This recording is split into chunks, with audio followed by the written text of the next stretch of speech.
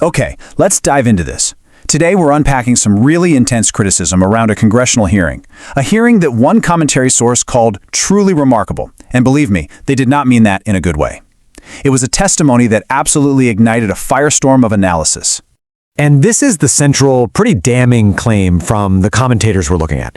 They called Attorney General Pam Bondi's testimony, and I'm quoting here, one of the saddest, most pitiful, just cringe-inducing performances in Capitol Hill history. Wow. That one statement really sets the stage for the entire critique we're about to break down.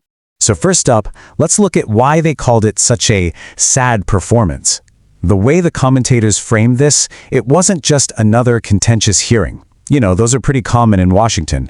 No, they saw this as a historic failure of accountability. Their criticism really boiled down to three main things. You had these contentious exchanges, constant evasiveness, and what the source called performative outrage. The argument was that this combination just completely shut down any chance of getting real answers. And that leads us to the central question that was really driving their whole critique. Who is actually being protected here? It seemed like all the dodging and weaving was circling this one big, unanswered point. It all apparently started with a very direct, very simple question. How many perpetrators are you even investigating? According to the commentary we're analyzing, this wasn't some kind of trick question.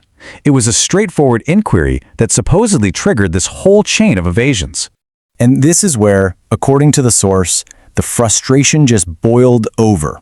Instead of a simple answer, they claim the response was to deflect and, well, attack the person asking the question. So these fundamental questions about indictments, about redactions, they were just left hanging in the air.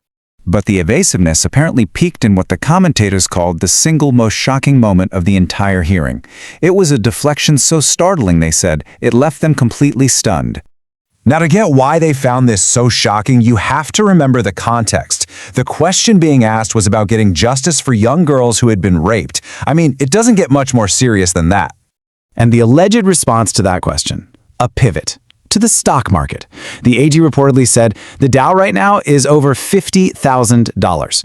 The commentators presented this as just an unbelievable, totally jarring deflection from the topic at hand. You know, the commentators didn't just see this as some kind of political tactic. They described it as a morally repulsive moment. It highlighted what they saw as this profound, kind of scary disconnect from the gravity of the whole issue. Okay, so that specific moment, according to the source, was part of a much, much larger pattern. So let's widen the focus here to the bigger accusation they laid out, that this wasn't just evasion, it was evidence of a deliberate, ongoing cover-up. And what's really crucial here is that the commentators argued this isn't a partisan thing. They claim the cover-up spans decades, multiple administrations. They even pointed to Republican Congressman Thomas Massie, who has similar concerns, as proof that this frustration crosses party lines.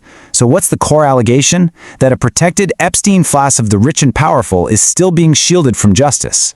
To really highlight the real-world stakes of all this political maneuvering, the commentators then turned to what they portrayed as the human cost, focusing on the victims who were actually there in the room at the hearing. And this is the source's most stark and emotional claim.